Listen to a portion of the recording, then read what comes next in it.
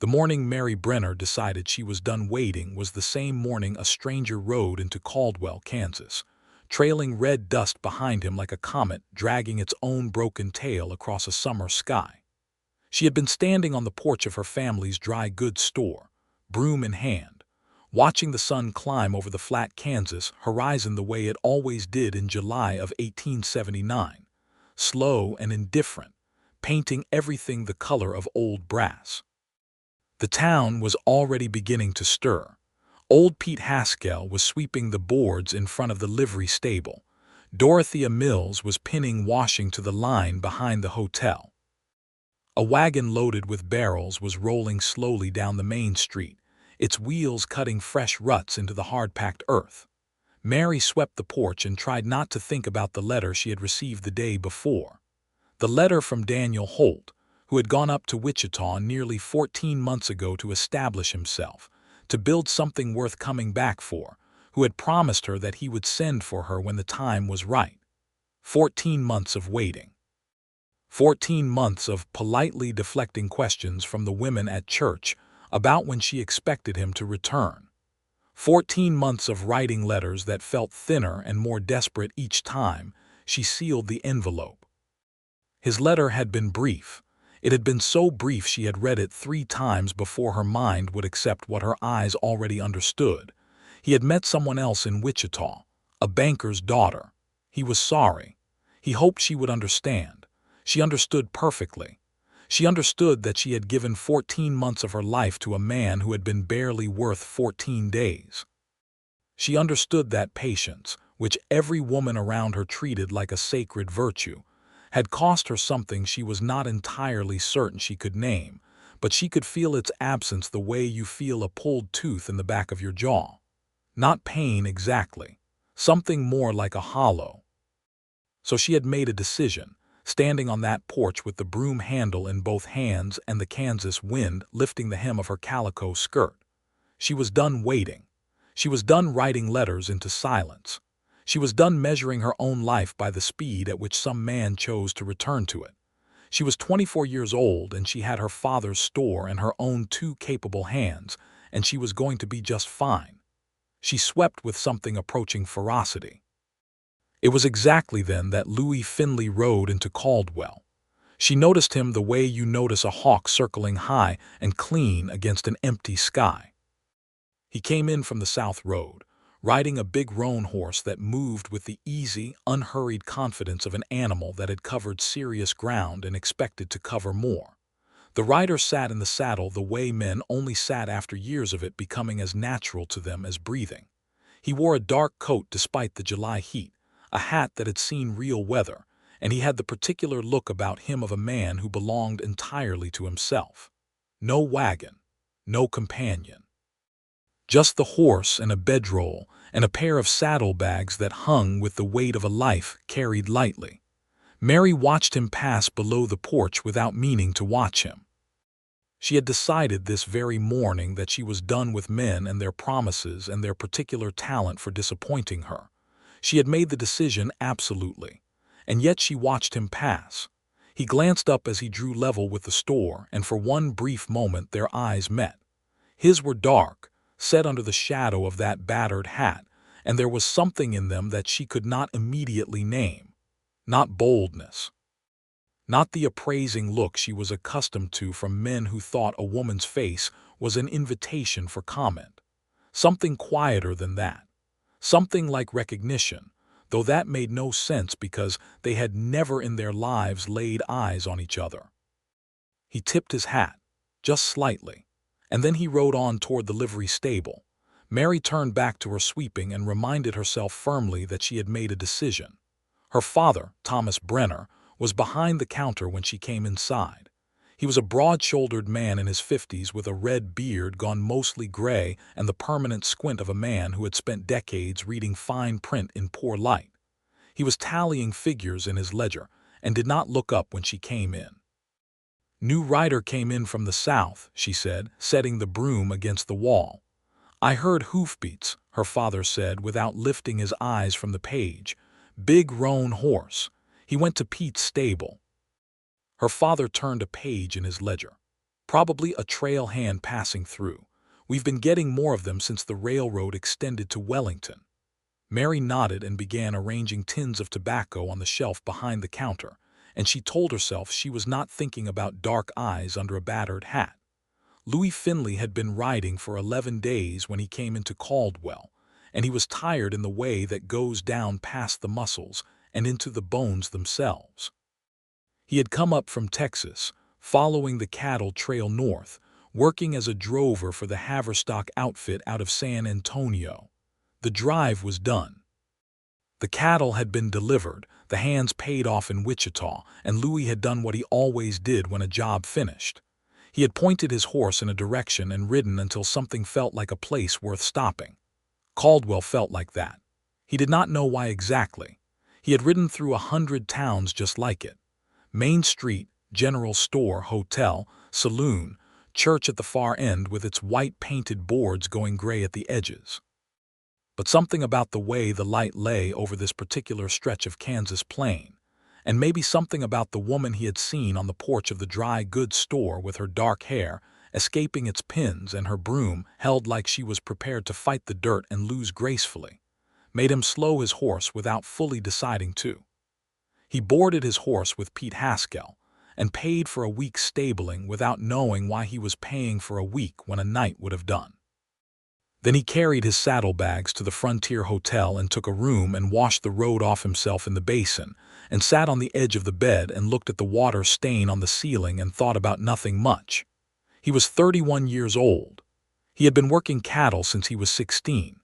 He had worked for outfits in Texas, in New Mexico, in Colorado and Wyoming, and he had never in all of it put down roots, which suited him fine. He had no family to speak of. A mother dead of fever when he was 12 and a father who had ridden out one morning when Louis was 9 and had the good manners never to ride back. He carried what he needed. He left what he did not. It was a clean way to live, and if sometimes, lying in strange beds in strange towns, he felt something adjacent to loneliness, he had gotten good at not examining it too closely. He came down to the dining room of the hotel that evening and ate a plate of beans and salt pork and drank coffee that was strong enough to strip paint, and listened to the conversations happening around him, the way a man who has traveled long gets good at listening. A couple of ranchers talking about the drought. A drummer complaining about bad roads. 3 cowhands debating the merits of different saddle makers with the intensity most men reserved for theology. He went to bed early and slept hard and dreamlessly.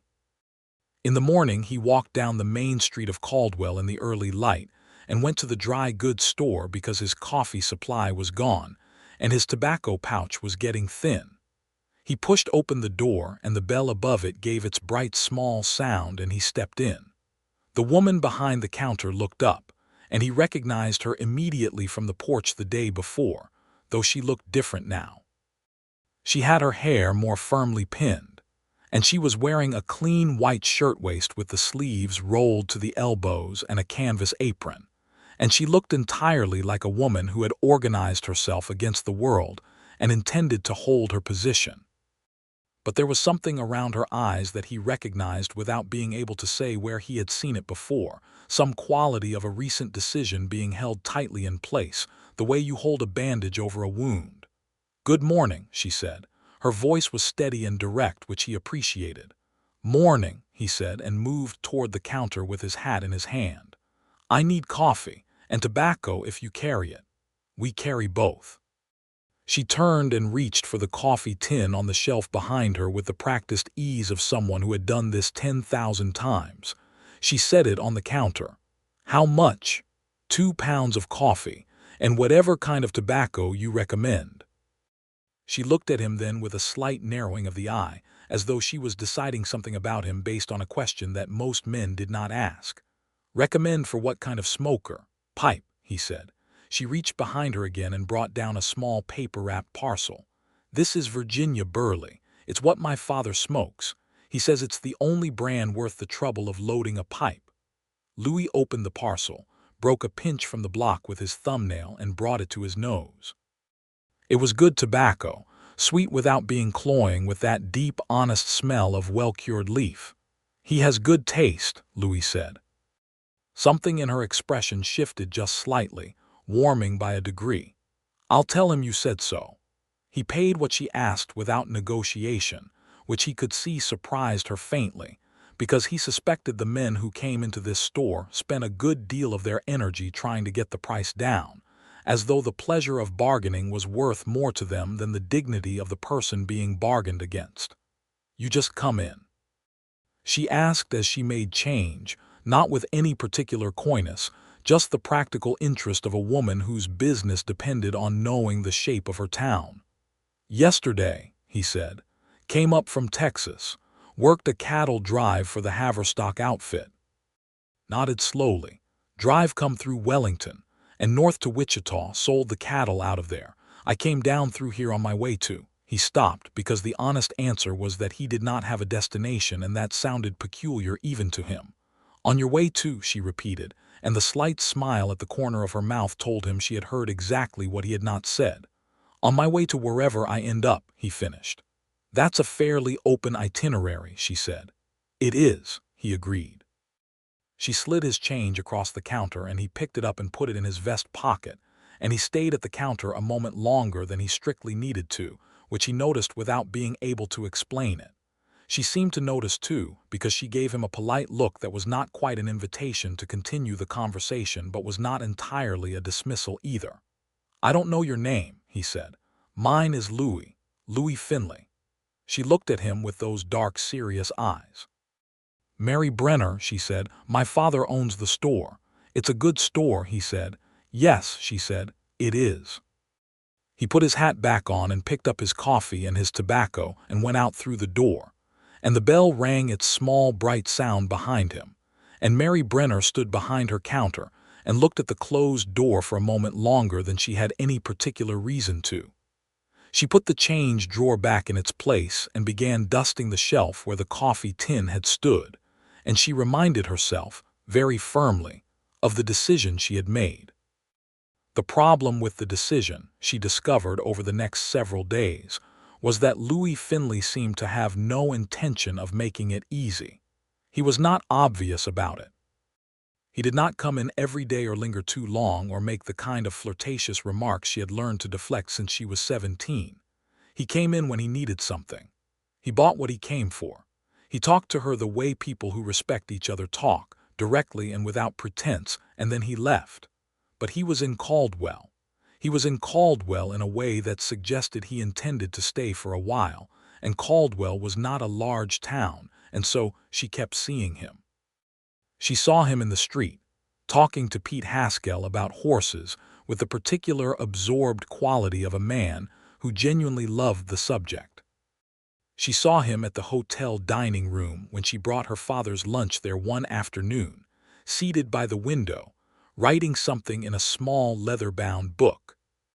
She saw him at the church on Sunday, which surprised her, seated in the back row with his hat on his knee, and when the service was over and the congregation spilled out into the bright July morning, he held the door for Mrs. Aldrich, who was 90 years old and walked with 2 canes, and the effort clearly cost him nothing but a moment, and he gave it without being asked.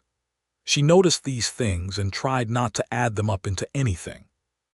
On the 4th day he came into the store in the late afternoon, when the light was coming through the west-facing windows and painting long gold rectangles on the wooden floor, and he did not come for tobacco or coffee this time. He came with a broken piece of harness in his hand and a question about whether her father carried a particular kind of leather patch, which they did, and while she was finding it on the shelf behind the counter, she asked, without fully planning to how long he intended to stay in Caldwell. "I don't know," he said. "The town suits me. Most riders passing through say that for about 2 days," she said, setting the leather patch on the counter. "Maybe I'm not most riders passing through," he said. She looked at him steadily. There was a directness about him that made her feel the need to be equally direct. "What is it that's keeping you here?" He looked at her for a long moment without answering, and the late afternoon light came through the window and lay across the counter between them, and then he said, "I haven't decided yet." She took his money and made change, and he went out, and she stood behind her counter in the golden afternoon light and felt something shift in her chest like a river changing course underground. Something slow and almost inaudible, but very much real.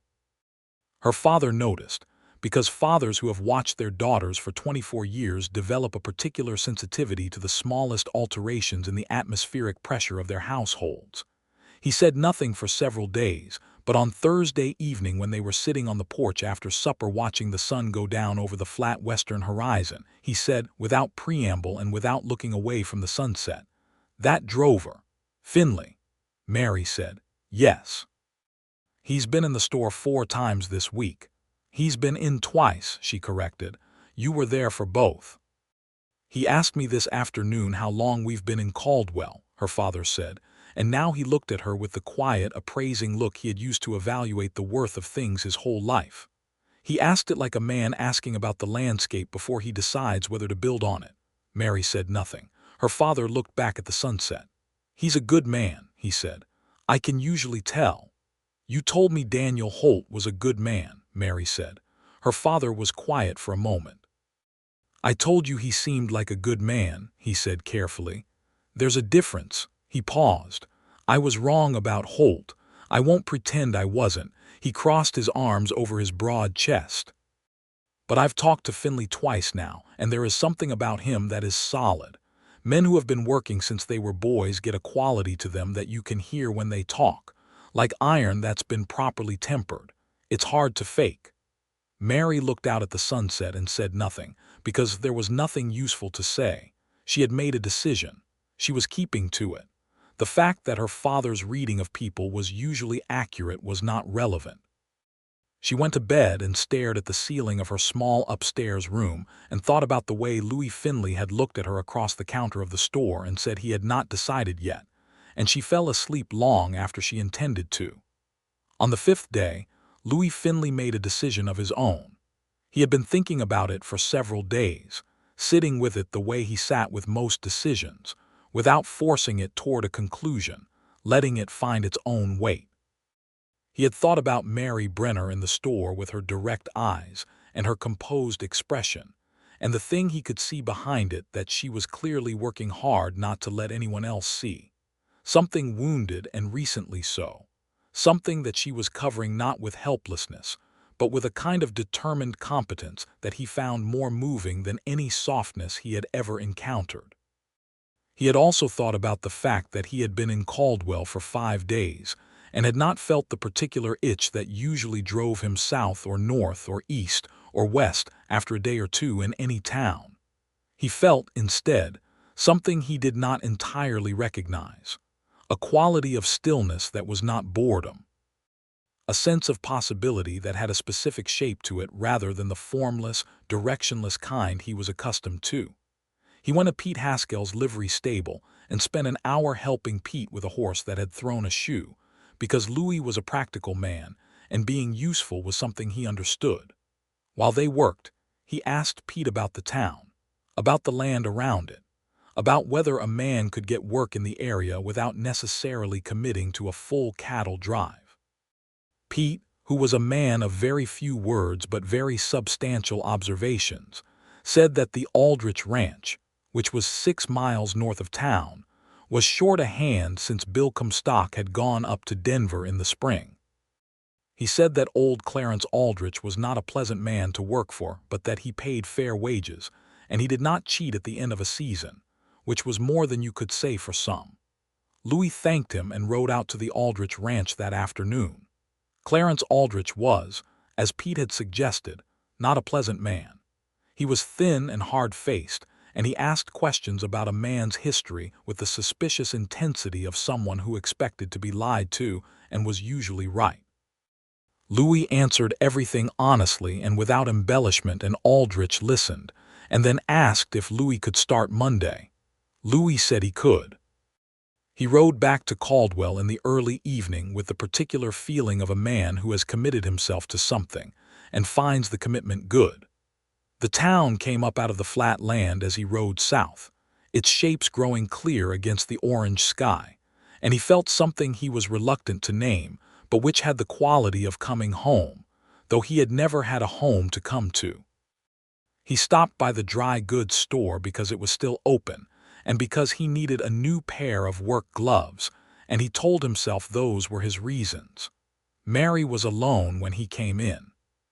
Her father had gone to the back room to do the evening books, and the store had that particular late-day quiet that belongs to places of commerce when the business of the day is done. She was cleaning the glass of the display case with a cloth when he came in, and she looked up. He bought his gloves, and then, while she was wrapping them in the paper they used for purchases, he said, "I took a job with the Aldrich Ranch, starting Monday." She stopped wrapping for just a moment. Then she continued, smoothing the paper with her palms. "Aldrich pays well," she said. "He's difficult to work for. I've worked for difficult men before." She folded the corners of the paper with precise movements. "So you're staying in Caldwell," she said. "I'm staying in Caldwell," he confirmed. She looked up at him then with those dark, serious eyes, and this time she did not look away as quickly as she usually did. "Why?" she asked, and the question was very direct and not entirely about the job, and they both knew it. Louis looked back at her with the same directness. "Because I think there might be something here worth being present for," he said, "and I'd like to find out if I'm right." The silence between them was neither comfortable nor uncomfortable. It was the silence of two people who understand each other clearly enough. That silence carries real content. "I should tell you something," she said, setting the wrapped gloves on the counter between them. "I'm not in the market for promises at the moment. I have recently come to a firm resolution about that." "What kind of promises?" he asked, not unkindly. "The kind a man makes when he wants a woman to wait for him," she said, and her voice was steady, but something in it went tight for just a moment at the word wait. He was quiet, watching her. "I'm not going anywhere," he said. "I just took a job 6 miles north of here." "You might leave," she said. "People do." "People do," he agreed. "I might leave. I can't promise you a future in the first week of knowing you. That would be ridiculous. But I can tell you that right now, today, I'm not making plans to go anywhere." He paused. "I'm just asking if I can spend some time talking to you. That's all." She looked at him for a long moment, and then she picked up the wrapped gloves and handed them to him across the counter and said, "All right." He paid for the gloves and said good evening and went out, and Mary watched the door close behind him and felt the decision she had made 3 mornings ago developing, very quietly, a crack through the middle of it. The summer deepened into August. The Kansas heat sat over Caldwell like a hand pressed flat and unrelenting against the land, and the days were long and slow and brilliant, and the nights were warm enough to sit outside until well past dark. Louis worked at the Aldrich Ranch from Monday through Saturday, coming back to town on Saturday afternoons with the dust of the range on his coat and the particular look of a man who has done useful work and feels easy with himself because of it. He made a habit, on Saturday evenings, of stopping by the Brenner store to buy something. Sometimes it was coffee or tobacco. Sometimes it was something as small as a box of matches or a length of cord. Mary suspected that the purchases were often pretextual, and she did not mind. She suspected it the same way she suspected that she always seemed to find a reason to be out from behind the counter and visible when Saturday evenings came around, straightening a shelf that did not need straightening, or rearranging a display that was already perfectly arranged. They talked in the way that people who are discovering each other talk, carefully at first, then with increasing ease. He told her about the cattle trail, about Texas and New Mexico, and the particular quality of light in the high desert that you could not find anywhere else. She told him about Caldwell, about growing up in the store, about the way the town had changed since the railroad came to Wellington and the cattle trade had shifted east. She told him about her mother, who had died 6 years ago of the influenza that came through in the winter of 1873, and he listened with the full, quiet attention that she had discovered was rarer in people than it should be. She did not tell him about Daniel Holt. She did not feel that she owed him that particular piece of her history. But sometimes, watching him talk, She thought about the months she had spent writing letters into silence, and felt something she gradually recognized as gratitude for whatever strange providence had made her so thoroughly done with all of that by the morning Louis Finley rode into town. One Sunday in August, he asked if she would like to ride out with him to see the river, which ran about 3 miles east of town through a stand of cottonwood trees that were the only substantial shade for 20 miles in any direction. He asked directly and without any particular performance of casualness, which she appreciated, because she had always found the performance of casualness in men who clearly wanted something to be one of the more exhausting social conventions of her acquaintance. She said yes. They rode out together in the early morning before the heat became serious, her father's spotted mare for her, and Louis's roan horse that she was beginning to recognize the same way you recognize the face of a friend. The cottonwood trees along the river were magnificent in the early light, their leaves going silver and gold in the slight breeze that came off the water, and the river itself was low and clear, and ran over a gravel bed with the steady, quiet, purposeful sound of water that knows exactly where it is going. They sat on the bank under the trees and talked for 2 hours without noticing the time. He told her about the winter he had spent in a line cabin in northern Colorado when a blizzard had kept him, and another hand snowed in for 8 days with nothing but 2 decks of cards and a crate of canned peaches. And he told it with such dry precision that she laughed genuinely for the first time in as long as she could remember.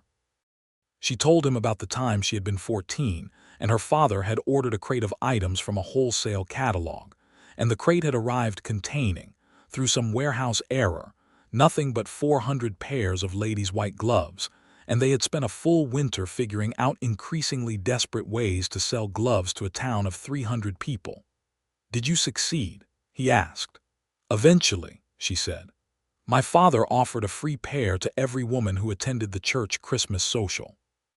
Reverend Miller was not pleased that his congregation came in better dress than usual, but we moved the gloves.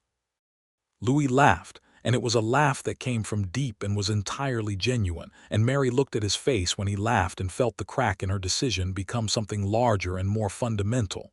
She looked away at the river. "Can I ask you something?" she said. "You can ask me anything," he said. She looked back at him. "Why haven't you settled somewhere before this? You've been working cattle for 15 years. Most men by 31 have a plot of land and a house they're building." He was quiet for a moment, looking at the river. "Most men by 31 have something pulling them toward a particular place," he said. "Family, a woman. Something that makes one patch of earth feel different from another." He picked up a small flat stone and turned it between his fingers. "I never had that." "Your parents?" she asked carefully. "Gone," he said simply. "Both of them different ways when I was young." He paused. "I don't say that for sympathy. It's just the condition I grew up in. You learn to be comfortable being your own entire company." He looked at the stone. "The trouble with that is that you get so good at being alone that you start to confuse it with a preference." She said nothing, because she understood what he meant at a level that surprised her. "I think," he said slowly, still looking at the stone, "that I have been very comfortable for a very long time, and I am not sure comfortable is the same thing as good." He glanced at her. "This is the first time in 15 years that I have stayed somewhere longer than a week by choice." "Caldwell is not particularly remarkable," she said.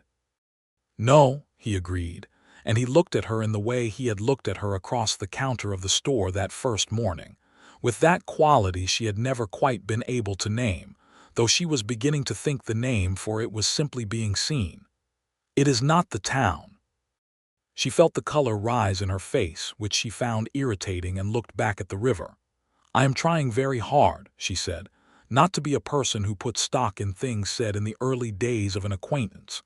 "That seems like a reasonable policy," he said. "It is an extremely reasonable policy," she said. "Then let me just say something unreasonable," he said, and his voice was quiet and unhurried. "I have thought about very little else but talking to you since I came into your store the first morning, and that is not something that has ever happened to me before, and I do not know what to do with it exactly, but I thought you should know it." She sat very still beside him on the bank of the river under the cottonwood trees, listening to the sound of the water running over its bed of clean gravel.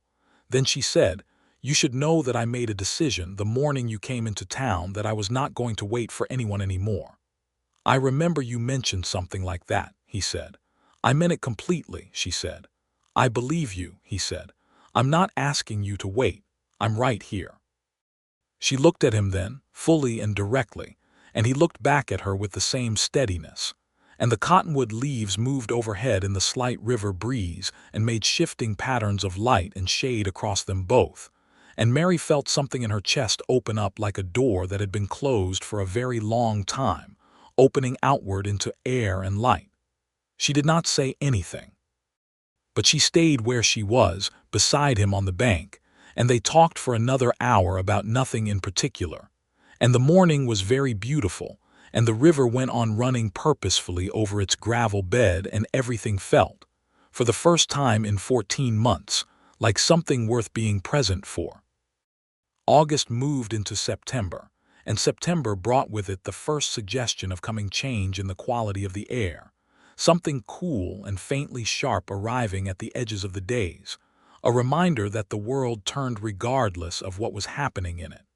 Mary noticed it the way people who live close to the land notice seasonal shifts, with the full body, not just the skin. She and Louis had fallen into a rhythm over the weeks.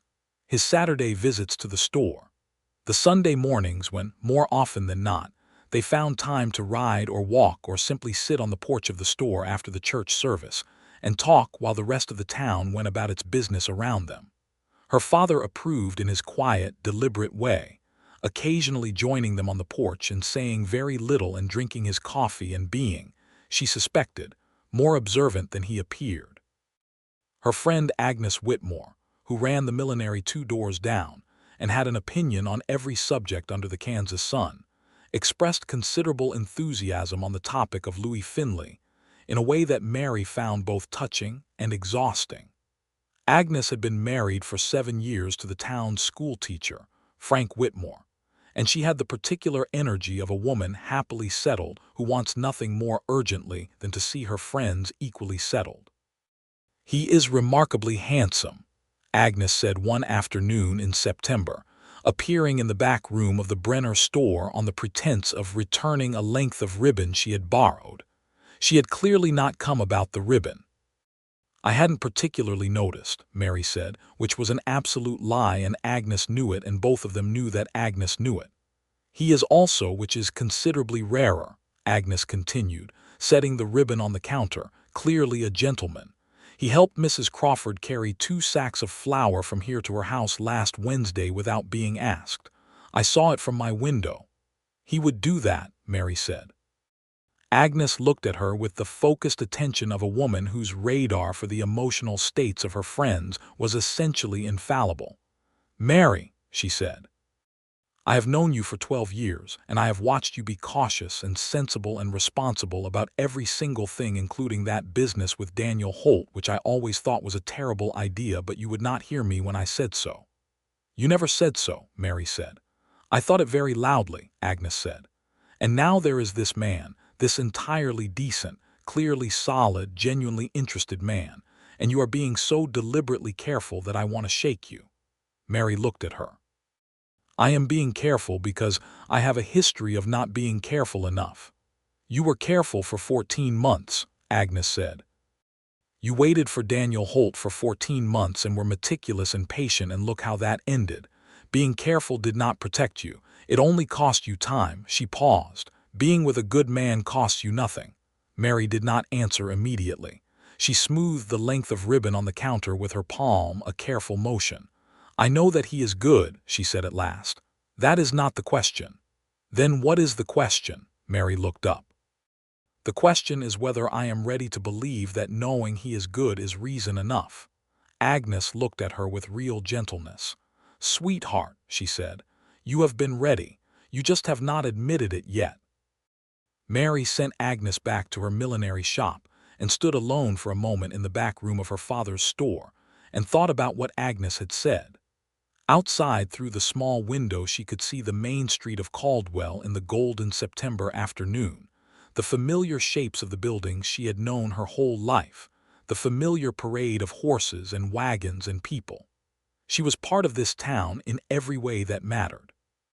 She had been born here and grown up here and worked here, and she intended to stay here. And Louis Finley had taken a job 6 miles north and rented a room in the Frontier Hotel week by week, and had not made a single gesture toward leaving. She made a second decision that September afternoon. This one felt nothing like the first one. The first one had been made in anger and hurt, which gave it a brittle quality, like glass held tight in a clenched fist. This one was different. This one felt like something she was choosing from a position of strength rather than defense, something that opened outward rather than closed inward, and the feeling of it was so different from what she expected that she stood with it for a long moment before she trusted it. On Saturday, she did not wait for him to come into the store.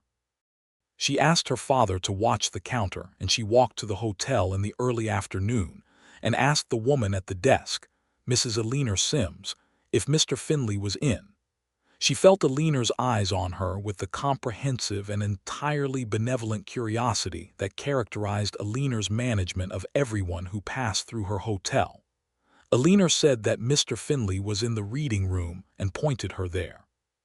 He was sitting in one of the 2 chairs by the window with his small leather book, writing in it the way she had seen him write before, with the absorbed concentration of a man for whom this was not a casual activity. He looked up when she came in and straightened immediately, and she could see that her coming there had surprised him, but he was not a man who expressed surprise as alarm. He was a man who expressed it as attention. "I was wondering," she said, standing in the doorway with her hands clasped in front of her with rather more composure than she felt, "if you might like to have supper with my father and me this evening. We are plain cooks, but we eat well." He looked at her for a moment. "I would very much like that," he said. She nodded. 6 o'clock, she said. "The house is behind the store." "I'll be there," he said. She went back to the store and told her father, who said nothing for a moment and then went into the back room, and she could hear him humming something to himself quietly, which he only did when he was pleased about something. Louis came at 6 o'clock with his coat brushed clean and his hat in his hand, and Thomas Brenner opened the door and shook his hand with the frank, evaluating grip of a man who forms opinions through his palms. Then he stepped back and let Louis in. The house behind the store was small and comfortable, furnished with the practical taste of people who knew the difference between what was useful and what was merely decorative. Mary had made a pot roast and fresh bread and a dried apple pie, working in the small kitchen since the afternoon, with the focused pleasure of cooking for someone beyond just her father and herself. They sat at the round table in the dining room, and Thomas Brenner asked Louis questions with the straightforward manner of a father who considers it entirely his right and responsibility to evaluate the character of any man who shows an interest in his daughter. He asked about Louis's work history, his family history, his plans. Louis answered everything without evasion and without any suggestion that he found the examination offensive, which Mary thought was the most significant answer of all. Thomas asked about the Haverstock outfit. Louis talked about Texas cattle ranching with the knowledgeable ease of a man who had spent 15 years learning his trade and was not going to pretend otherwise. Thomas nodded. He asked about Louis's finances, which was the kind of direct question that most men would have found presumptuous, and Louis said, without apparent discomfort, that he had lived simply for 15 years and saved a fair portion of his wages, and that he had enough set aside that he was not a man living entirely in debt to the future. Mary sat across the table and listened to her father and Louis talk, and felt the particular warmth of watching 2 people she cared about find their footing with each other. After supper, Thomas took his pipe to the porch with the deliberate tact of a man who understands that some conversations require privacy, and Mary and Louis sat in the front room in the lamplight with their coffee cups and the evening beginning to settle over the house. "Your father is a good man," Louis said. "He is the best man I know," Mary said simply. "He loves you very much," Louis said. "He has been the whole world to me since my mother died," she said. "Running this store with him is not a sacrifice. I know some people think it must be, but it is not." "I know it is not," he said. "I can see it." She looked at him in the lamplight and said, "That book you write in, what are you writing?" He looked slightly surprised by the question, then slightly amused. "You're very direct," he said. "It has been told to me before," she said. "Is it private?" He was quiet for a moment. "No," he said. "It's not private, it's more like—" He paused, looking for the word. "When you spend a lot of time alone, you start keeping track of things. Observations. Things you see that seem worth remembering. The way light falls in a particular place. Something someone says that goes deeper than they probably intended." He looked at the coffee cup in his hands. "I never had anyone to say those things to, so I wrote them instead." Mary felt the warmth in her chest deepen to something very tender. "You could say them to me," she said. He looked at her. In the lamplight his face had a quality of seriousness that she had come to understand was not severity. It was the look of a man who takes the things that matter to him exactly as seriously as they deserve to be taken. "I am already doing that," he said, "more than you might realize." She looked at him and thought about what Agnes had said about being ready. "Louis," she said. "Yes," he said. "I want you to know that I am not cautious because of you," she said. "The caution belongs to a different chapter, one that ended badly and left a certain amount of debris behind it. None of that is yours to pay for." She paused. "I want to be clear about that." He was very still. "What happened?" he asked. She told him about Daniel Holt. She had not planned to. But she looked at his face in the lamplight, and knew that this was a man to whom she could say the plain truth of things without it being used against her. So she told him, not at length but honestly, about the 14 months and the letters and the silence and the letter that had come and the broom on the porch and the decision she had made. When she finished he was quiet for a moment. 14 months is a long time," he said at last. "Yes," she said. "He was a fool," he said, without heat or performance, just as a statement of evident fact. "Yes," she said. "He was. And I was not entirely wise either to wait that long for someone who gave me so little reason to." "You were loyal," Louis said. "That's not the same as unwise." She looked at him. "You are a very fair-minded man," she said. "I try to be," he said. "I don't always succeed." She smiled, and he smiled back, and the lamplight moved very slightly in a draught from the window. And Mary Brenner sat in her father's front room with this man who had ridden into town on the same day. She had decided to stop waiting, and she thought that the world was a very strange and sometimes extraordinary place. October arrived in Kansas with a change so dramatic after the long, dull heat of summer that it felt theatrical, like scenery being swapped between acts of a play. The sky went deep and clear, and a particular impossible shade of blue that seemed to have no bottom to it, and the cottonwood trees along the river turned gold, so pure and bright they looked lit from within, and the air had a clean, sharp edge to it that made everything seem more vivid and more immediate. Louis was still at the Aldrich Ranch through the weeks, and Caldwell had accepted him the way small towns accept people who stay, which is to say cautiously and then all at once. Pete Haskell treated him like a regular. Eleanor Sims at the hotel saved the corner room for him because she had noticed it was the one he preferred. Reverend Miller had shaken his hand after Sunday service for 3 consecutive Sundays and now greeted him by name. Agnes Whitmore had introduced herself in the street with the direct determination of a woman on a mission, and declared him entirely satisfactory in Mary's hearing, which Mary found mortifying, and which Louis received with a straight face and genuine thanks. On the first Saturday of October, he came into the store in the early afternoon with something in his expression that was different from the usual Saturday ease. He bought a box of nails he very clearly did not need, and then he stood at the counter for a moment without leaving, and Mary waited, because she had learned that this was sometimes what Louis needed. Not pressure, just space. I rode past the Henderson place this morning, he said. The Henderson place was a farmstead about a mile north of town. The Hendersons had gone back east the previous spring when Benjamin Henderson had become too ill to work the land. The property had sat empty since then, the small house and the barn and the fenced fields waiting for whoever came next. I know the Henderson place, she said. I spoke to Aldrich about it, he said. Aldrich owns the note on the property. He would sell it for a reasonable price. He paused. I have enough saved to put down a fair portion, and Aldrich would carry the rest over 3 years. Mary looked at him very carefully. It has good land, he said. The soil is better than most in this area. The house needs work, but the structure is sound. The barn is excellent. He stopped. He looked at the box of nails on the counter. Then he looked at her. I am telling you this because I want you to know that when I said I was not going anywhere, I meant it in a practical sense. I am looking at land. I am thinking about building something. He stopped again. I am also telling you because I do not want to buy that land without your knowing that you are the primary reason I am thinking about staying within a mile of this town. Mary's hands were very still on the counter. I am not asking you anything today, he said. I want to be clear about that. I know that things need their proper time, and I am not a man who rushes things to get ahead of what they naturally are. He met her eyes.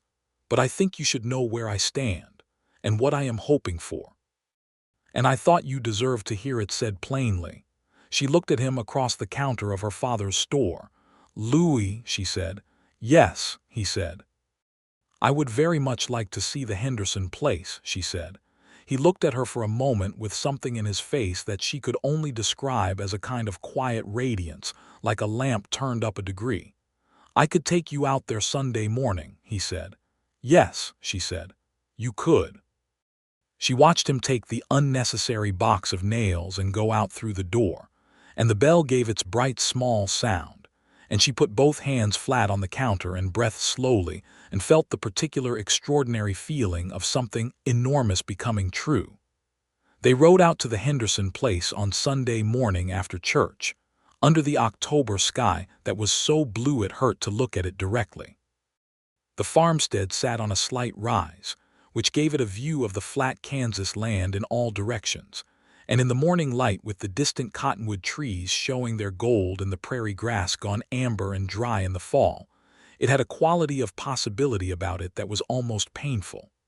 The house was small, 2 rooms with the bones of a 3rd edition begun and abandoned, the wood weathered but solid. The barn was genuinely fine, the kind of honest prairie construction that was built to last by people who understood that in this country, what you built had to withstand real weather. They walked through the house together, which had the strange intimacy of walking through an empty space that is about to become something. Their feet on the wooden floors made hollow sounds in the emptiness. She looked at the window in the kitchen, which faced east and would get the morning light.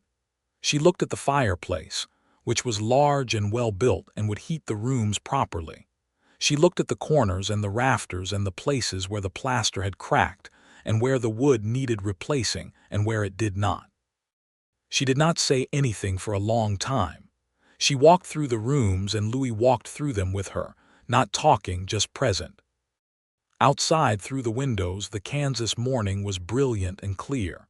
It is a good house, she said at last, standing in the front room. It needs work, he said. Most things worth having need work, she said. That is not an argument against them. He looked at her and she looked at him, and the sunlight came through the east-facing window and lay across the plank floor between them, and she thought, this is the moment. This is exactly the moment that the rest of everything is going to hinge on, and I am going to be brave enough to stand in it. Louis, she said. Yes, he said. I am not a woman who waits, she said. I decided that in July. But I am also not a woman who is afraid of what she wants. She looked at him directly. I want to know if what you said last week means what I think it means. He crossed the room in 3 steps, which was not far because it was a small room, and he stood close enough that she could see the specific quality of seriousness in his dark eyes, the kind that meant he was speaking from someplace real and without performance. It means, he said, That I have been in love with you since approximately the morning I came into your store and you told me your father had good taste in tobacco." She laughed, a genuine surprised laugh. That was the third sentence we ever spoke to each other.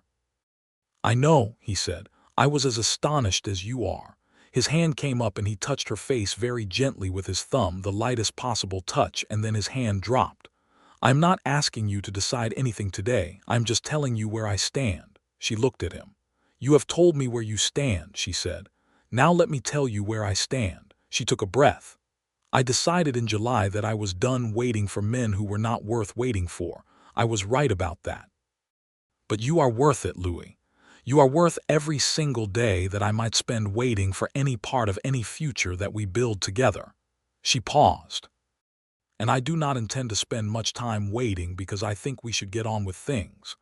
He looked at her for a moment that felt like it had its own separate weather, and then he said very quietly, "May I kiss you?" "Yes," she said. "You absolutely may." He kissed her, and it was not a tentative or careful kiss. It was the kiss of a man who had made up his mind completely and carried it out with the same thoroughness he carried out everything.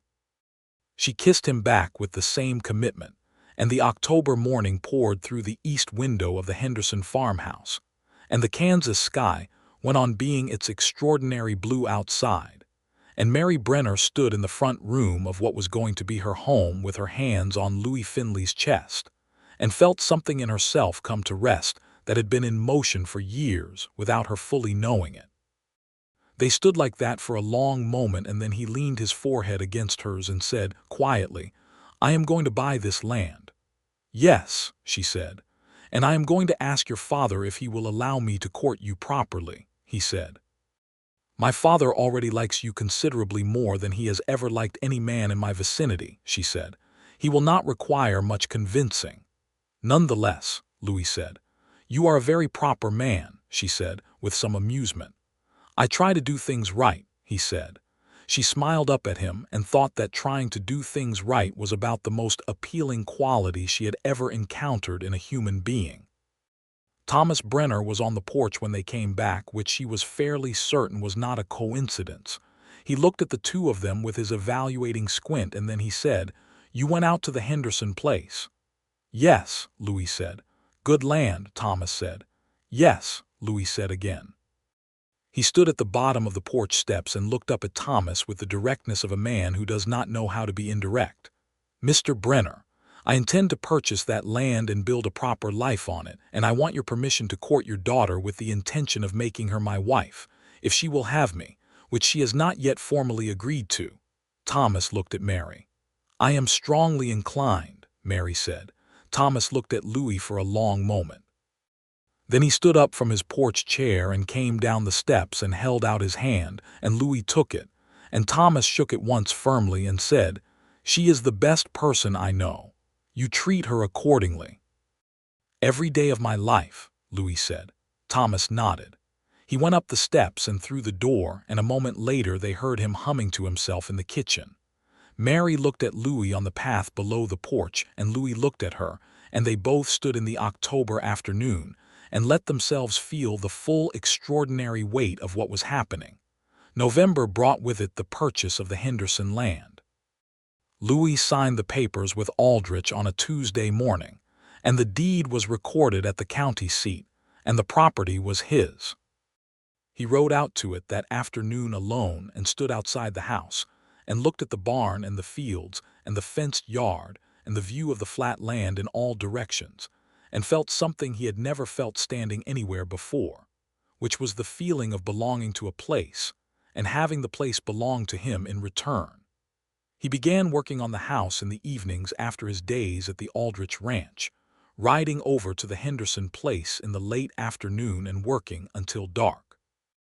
He was a capable man with tools, which was a practical necessity in a life where there was always something that needed fixing. He replastered the walls and replaced the rotted boards in the kitchen floor and fixed the window casements and rehung the front door, which had been dropping on its hinges. Mary came out on Saturdays to see the progress. She brought her father's toolbox sometimes, or she brought food, a pot of soup or a pan of cornbread, and they would eat together in the bare rooms while the light went out of the sky and the first stars came on over the Kansas plain, and they would talk about what the rooms would look like when the work was done. She had very definite ideas about the kitchen, which she expressed with the precision of a woman who has run a household in her mind for years and is extremely ready to run one in reality. He listened to her. He made notes in his small leather book. Agnes Whitmore organized a small chivalry in November when word got around that Louis Finley was working on the Henderson place with visible matrimonial intent, which was about as definitive a signal as Caldwell was likely to get. Agnes assembled 7 or 8 of the town's women and appeared at the store one morning to present Mary with a quilt they had pieced together in the previous 3 weeks, a wedding ring pattern in blues and greens and cream, and Mary held it in her hands and could not quite speak for a moment. "We started it the week he came into the store for the 4th time in 1 week," Agnes said with supreme satisfaction. "I knew then." "You could not possibly have known then," Mary managed. "I absolutely knew then," Agnes said. "He looked at you the way Frank looked at me the first time he came into my shop." She paused, like the landscape had rearranged itself into something that made sense. Mary looked at the quilt and thought about the morning in July when she had been standing on the porch with the broom and had decided she was done with all of it, and about the man who had ridden in from the south on a big roan horse on exactly that morning. And she thought that the world had a sense of timing that no human being could have invented. In December, with the housework nearly done and the first hard frosts coming over the Kansas plain, Louis Finley asked Thomas Brenner for Mary's hand in the formal and considered way that the moment deserved. Thomas, who had been waiting with some impatience for this conversation, said yes before Louis had entirely finished asking. Then he went to the back of the store and came back with a small box that he set on the counter. In the box was a ring that had belonged to Mary's mother. It was a simple gold band with a small oval turquoise set into it, and Thomas said that his wife had always intended it for Mary, and that he thought she would have been very glad to see it used now. Louis took it to Mary that evening and asked her in the front room of her father's house, by the fire that was burning against the December cold. He asked without a speech or elaborate preamble because that was not who he was. He sat across from her and took the ring box out of his pocket and looked at her and said, "Mary, will you marry me?" She looked at the ring in the box, and then she looked at his face in the firelight.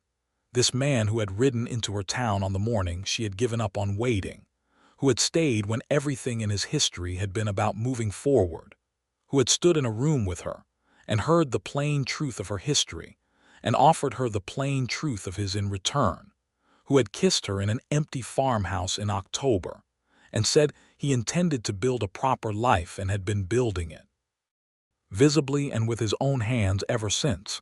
"Yes," she said. "Yes, Louis, I will."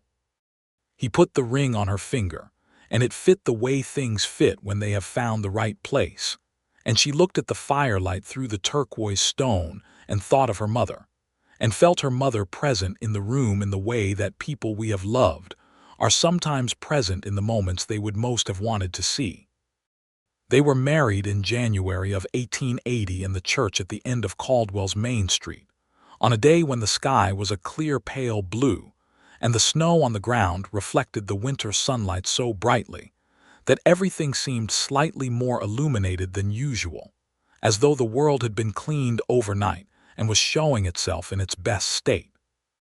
Reverend Miller performed the ceremony.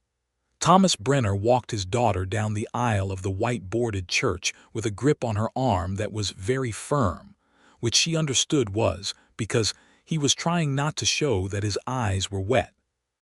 Agnes Whitmore was Mary's attendant, and she stood at the front of the church in her good green wool dress and watched the ceremony with the expression of a woman who has been entirely right about something and intends to enjoy being entirely right about it for the rest of her natural life. Louis stood at the front of the church in a dark coat that was the best he owned, and when he saw Mary coming down the aisle toward him with the winter light coming through the window behind her, his expression was so entirely open, so stripped of every kind of guard or careful arrangement that she had to blink to keep the tears from coming. The words were said. The ring was confirmed in its place. They were declared husband and wife before the congregation of Caldwell, Kansas, on a January morning in 1880, and Louis kissed his bride with the same thoroughness and commitment with which he did everything. And the congregation applauded, and Thomas Brenner blew his nose into his handkerchief with considerable force.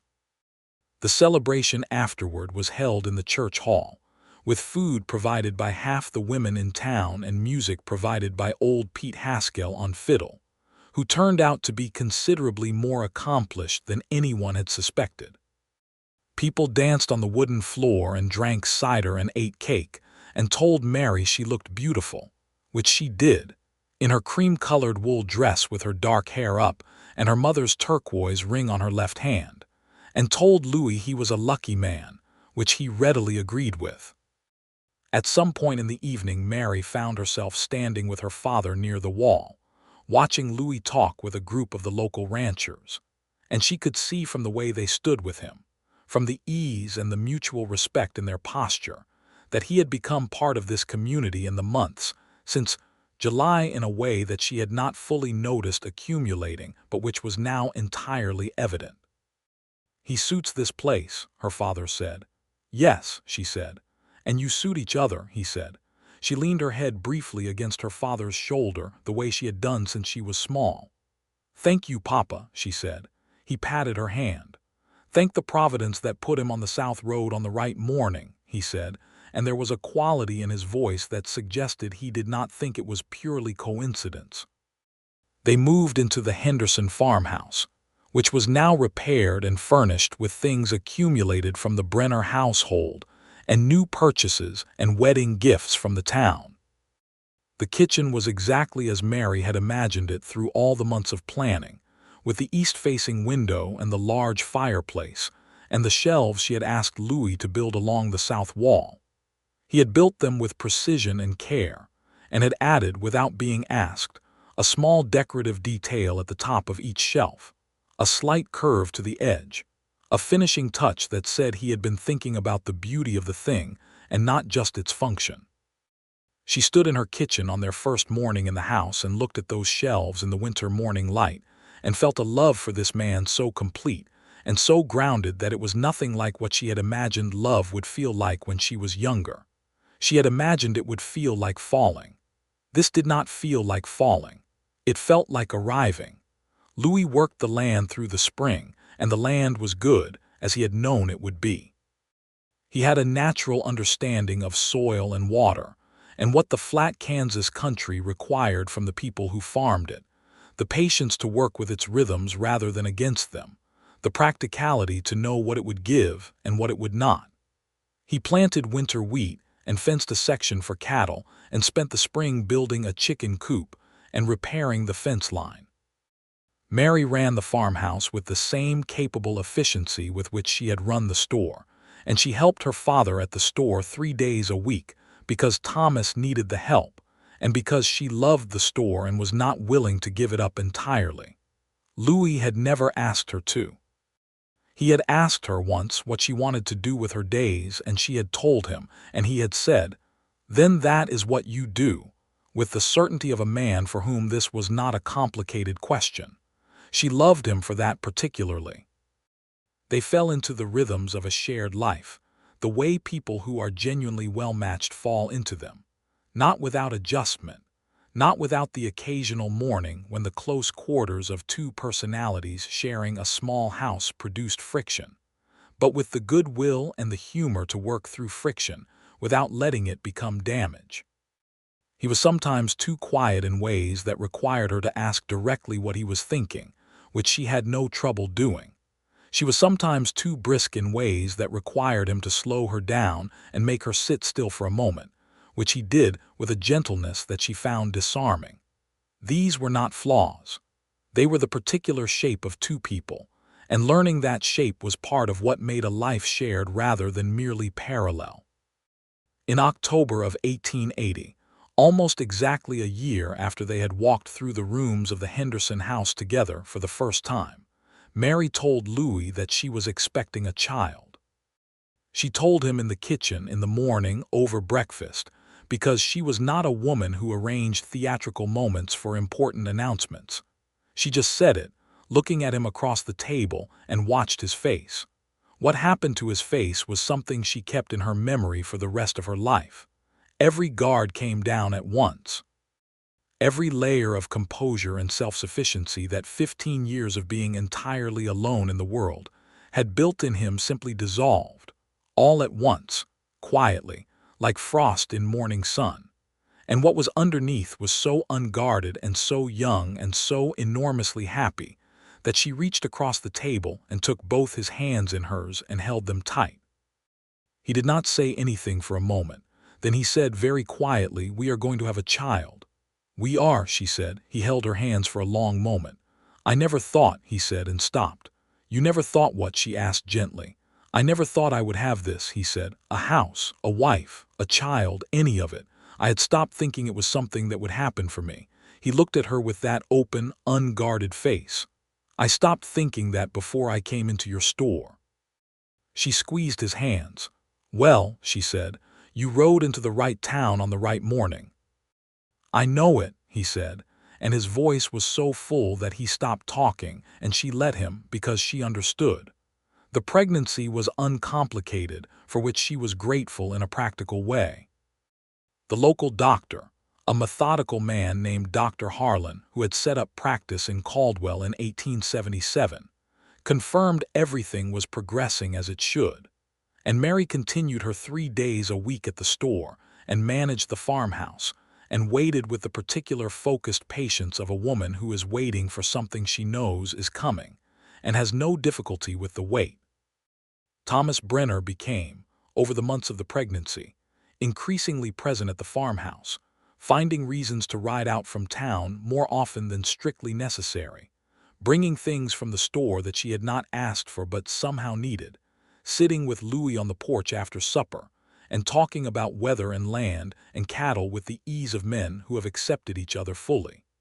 She watched this friendship between her husband and her father develop with quiet pleasure. They were not men who talked about their feelings in direct terms, but they communicated care through presence and practical help, which was its own kind of eloquence. The baby came in late June of 1881.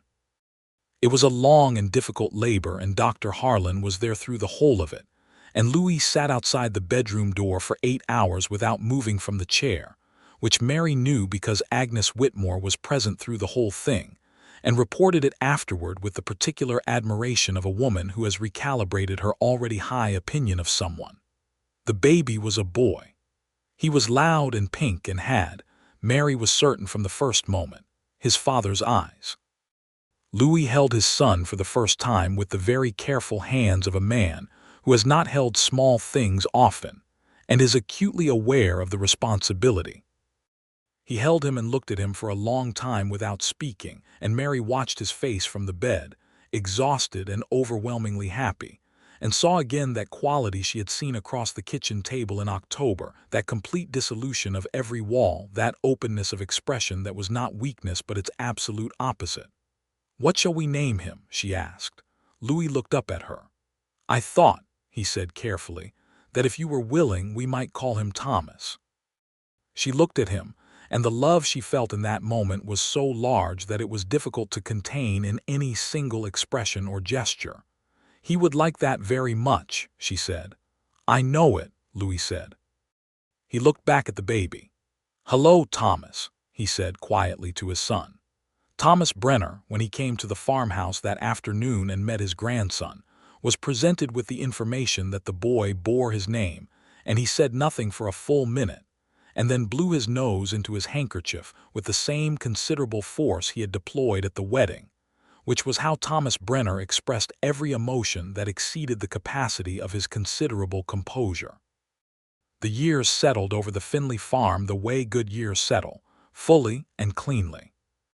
Louis worked the land and expanded the cattle operation steadily, adding animals each season as the finances allowed, building a reputation in the county for straight dealing and hard work. He bought out the remainder of Aldrich's note in 2 years rather than 3, which gave him a particular quiet satisfaction that Mary recognized because it was the same satisfaction she felt when the accounts at the store balanced to the penny. He had fully ended his employment with Aldrich by the spring of 1882, working his own land instead, and the transition felt to both of them like a final step into a life that was entirely their own. He still kept his roan horse, who was getting older and carried his years with the same easy confidence as when Louis had ridden him into Caldwell on that July morning. Mary had developed a genuine affection for the animal, who had a habit of nosing her pockets for apples that she had learned to accommodate. Little Thomas grew from a loud pink baby into a busy, determined small person with his father's dark eyes and his mother's directness, and a loud opinion on every subject, which Louis accepted with the patience of a man who recognizes familiar traits in unexpected places and finds them more amusing than exasperating. Agnes Whitmore, who had 2 children of her own by this point, proved an invaluable resource in the matter of small children, appearing regularly with advice and practical assistance, and the comforting certainty that all the things Mary was uncertain about were entirely normal. The friendship between them, which had been strong since childhood, deepened in the way that friendships deepen when life gets full and real, each knowing the other well enough to be entirely honest and trusting that honesty to be received with generosity. On the 2nd anniversary of their wedding, in January of 1882, Mary and Louis sat on the porch of the farmhouse in the winter evening, wrapped in coats against the cold, with the stars over the Kansas plain as clear and numerous as Mary had ever seen them. Thomas was inside asleep, in the small room Louis had made by completing the addition that the Hendersons had begun and abandoned. "Do you remember," Mary said, "what you told me the first time I asked why you were staying in Caldwell?" "I told you I hadn't decided yet," he said. "You told me you thought there might be something here worth being present for," she said. He looked at her in the cold dark. "I was right," he said. "You were not wrong," she agreed. He reached over in the dark and took her hand, and they sat together looking at the stars over the flat Kansas land, and the farmhouse was warm behind them with the firelight coming through the window and the baby asleep in his room, and the fields lying quiet and frozen and full of promise for the spring. "I think," she said after a while, "that I should tell you something." "Yes," he said. "We are going to have another child," she said. He was quiet for a moment, and then she felt rather than heard the breath he drew in deep and slow. His hand tightened on hers. "When?" he asked. "July," she said. "Dr. Harlan thinks July." He turned to look at her, and in the starlight she could see his face with sufficient clarity to read it, which was what she had been able to do reliably now for 2 years, and which she suspected she would be able to do for the rest of her life. What she saw there was everything she had come to know as his most unguarded self. That quality of someone who has arrived somewhere he never expected to be and finds it more beautiful than anything he could have invented for himself. "Louis," she said. "Yes," he said. "Are you happy?" she asked. He looked at her for a long moment. Then he said, "Mary, I spent 15 years riding from one place to the next and being entirely comfortable and thinking that was what a life was. And then I rode into a town on a July morning, and a woman on a porch watched me ride past with a broom in her hands and the expression of a person who had just made a very serious decision, and I did not know why I slowed my horse down, but I did." He paused. "And the honest answer to your question is that I have been happier every single day since the day I rode into Caldwell than I was in the entire 15 years before it." She leaned her head against his shoulder in the cold dark. "I made a decision that morning," she said, "that I was done waiting for anyone." "I know," he said, "and I was right," she said. "I was right to be done waiting for the kind of man who would leave me waiting." She felt his arm come around her shoulders. "And then you rode in and you were worth every single day of wait there ever was or ever will be." He held her tighter. "I am going to spend a considerable amount of my life being worth that," he said. "I know you will," she said. "You already are." They stayed on the porch until the cold got serious and the stars began to wheel, and then they went inside to the warmth and the lamplight and the quiet house that was theirs, and he built up the fire, and she made hot coffee, and they sat by the fireplace with the winter outside the walls and everything they needed inside them. The second child was born in July of 1882, a girl this time. They named her Clara, which had been Mary's mother's middle name, and she came into the world with considerably more efficiency than Thomas had, which Dr. Harlan said was often the way of second children, and she had from the first hour a look of having arrived with specific plans.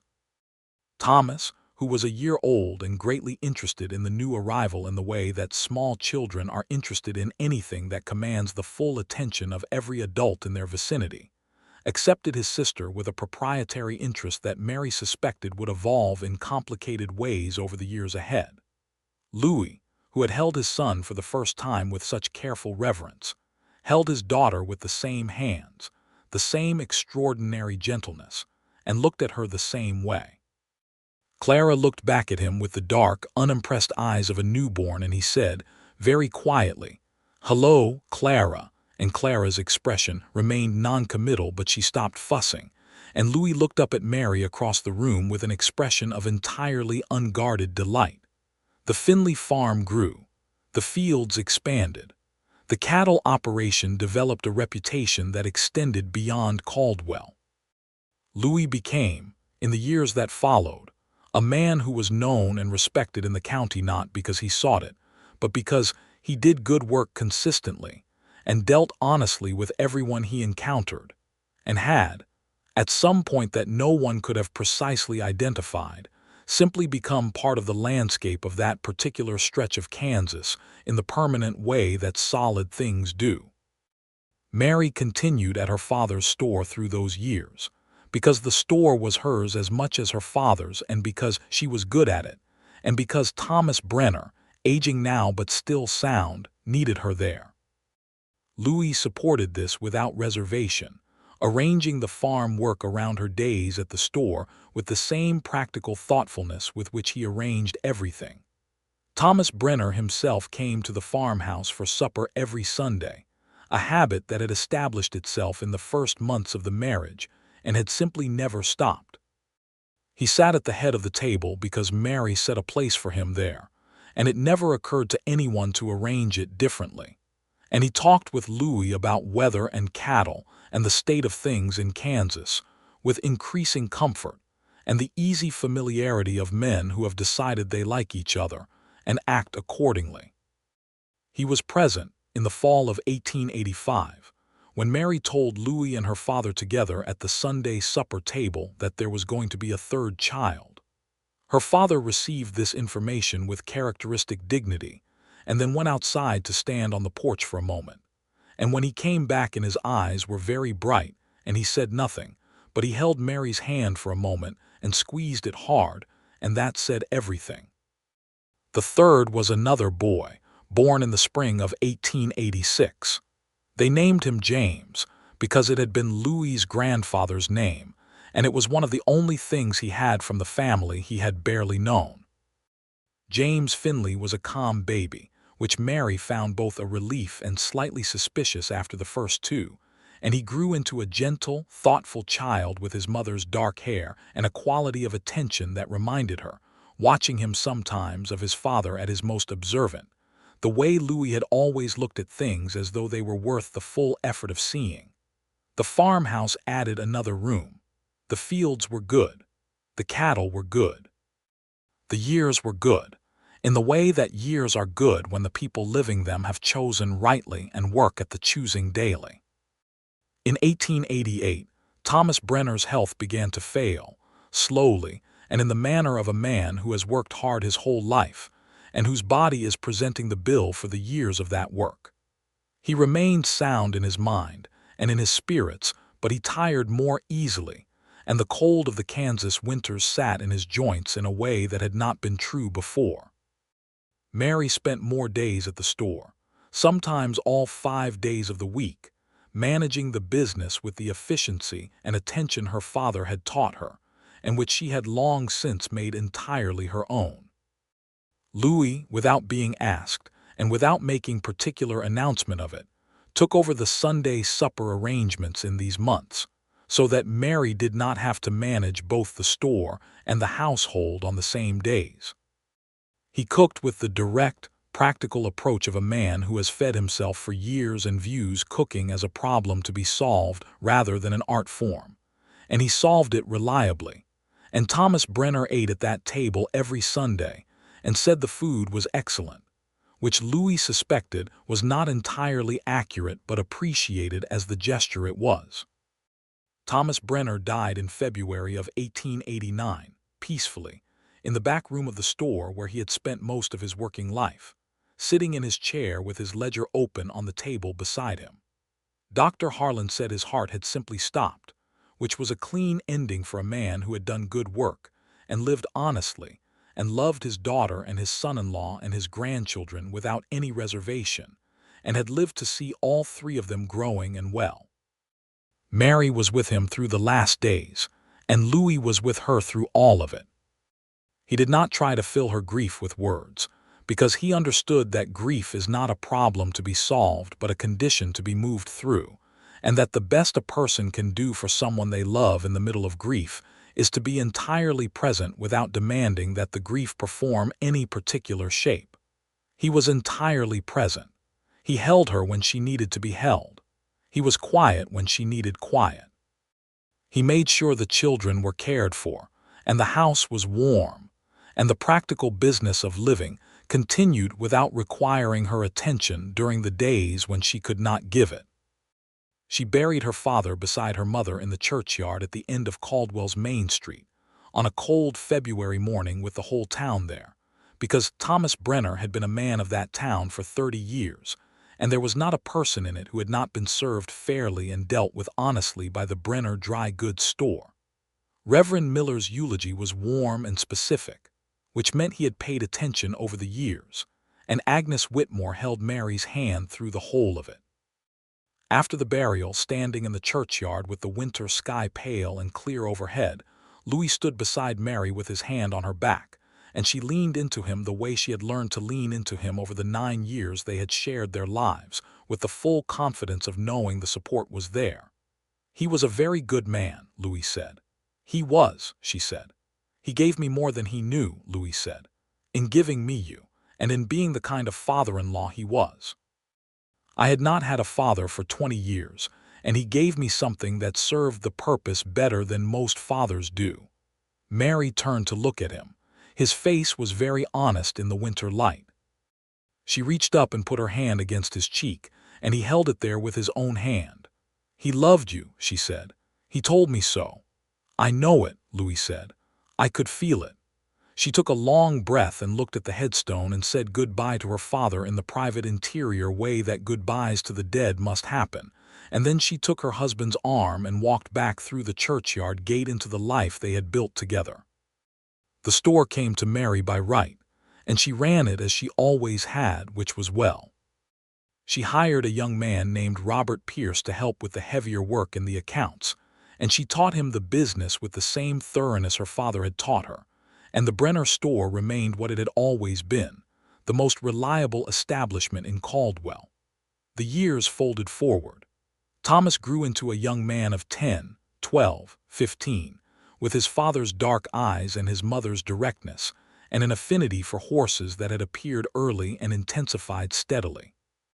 Louis began teaching him the cattle work when he was 12, and the boy took to it with the ease of someone for whom it is less a learned skill than a recovery of something natural. Louis watched him work sometimes with the expression of a man who sees something of himself in a place he had not expected to find it, and Mary watched Louis watch Thomas, and felt a love for both of them that was so large and so established that it was less a feeling than a fact of the world, like the flatness of the Kansas plain or the depth of the summer sky.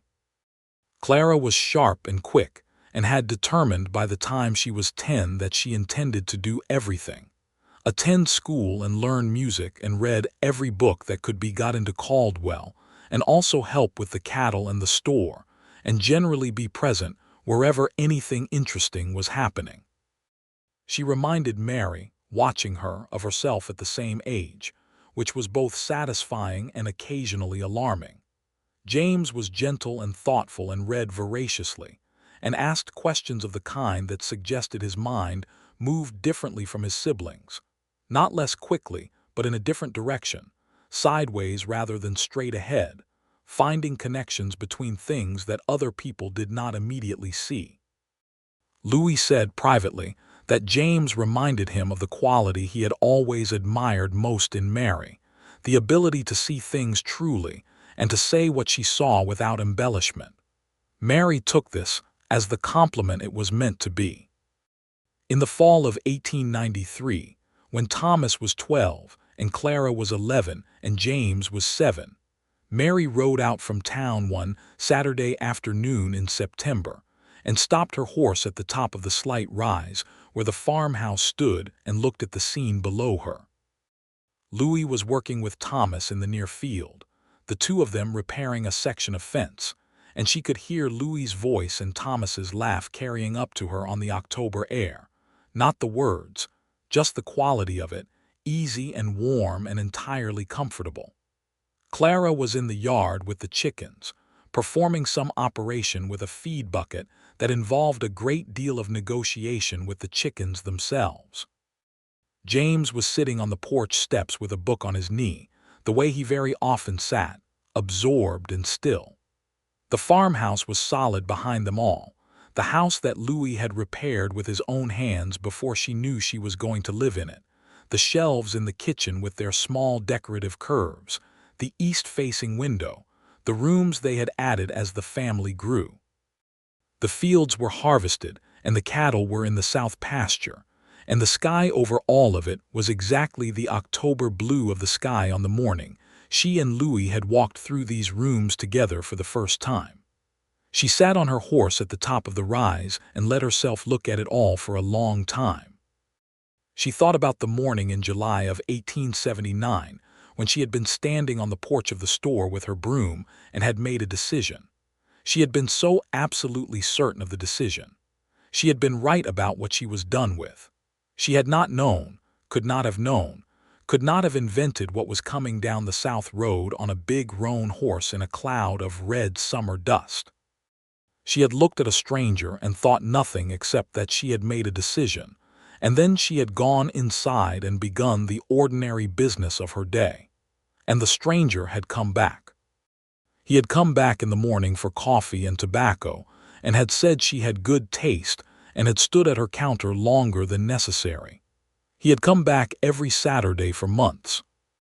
He had come back from the east and ridden through the cottonwoods and the fields and had come into her store again and again, and said he was staying, and then had stayed, and had bought the land and built the life and stood beside her through every grief and every joy since then with the steady, unhurried, entirely committed quality of a man who means exactly what he says. She had been done waiting for men who were not worth the wait. She had been absolutely right to be done with that. And then she had discovered that waiting for something worth waiting for, being present for a life growing slowly and solidly into something larger and more beautiful than anything she had been able to plan, was not waiting at all. It was living. Louis looked up from the fence line and saw her on the hill. He raised one hand in greeting, and she could see from this distance, from the particular way his posture shifted and his hand lifted, that he was glad to see her, that he was always glad to see her. That 14 years had not changed that, and she had no reason to believe anything would. She raised her hand back. Then she rode down the rise toward her home. She came into the yard, and Thomas looked up from the fence with his father's eyes and said, "Mama, Papa said we can ride out to the north pasture after supper," with the particular energy of a 12-year-old for whom supper is an obstacle between himself and the next interesting thing. "Then we will ride out to the north pasture after supper," she said. James looked up from his book on the porch steps. "What does indefatigable mean?" he asked. "It means refusing to be tired out," Mary said, dismounting and tying her horse at the post. "Like Papa," James said and looked back at his book. Clara appeared from the direction of the chicken coop with feed on her dress and considerable satisfaction on her face. "I convinced them all," she announced. "Convinced them of what?" Mary asked. "That they should eat from the left side of the yard today," Clara said, "for a change of scene." Mary looked at her daughter and thought that this child was going to do remarkable things in the world. "Excellent negotiating," she said. Louis came up from the fence line and stopped beside her and looked at her with that look she had known for 14 years, the one that was entirely her own, the one that said regardless of what else was happening or needed to be done or had gone wrong or needed attention, she was the first thing he was looking at. "Good day at the store," he said. "Good day," she said. He took her hand, briefly, in the yard with all 3 children present, and the chickens in the left side of the yard and the October sky above them. And she held his hand and looked up at him and thought about the morning in July of 1879 and the decision she had made and the man who had ridden in from the south. She had decided to stop waiting, and he had been worth every moment of every wait she had ever had in her entire life. He still was. She pressed his hand and he pressed hers back, and they went inside together to make supper for their family on a September evening in Kansas, the farmhouse warm and the fields resting quietly beyond the fence and the life they had built between them surrounding them on every side, solid and real and entirely complete.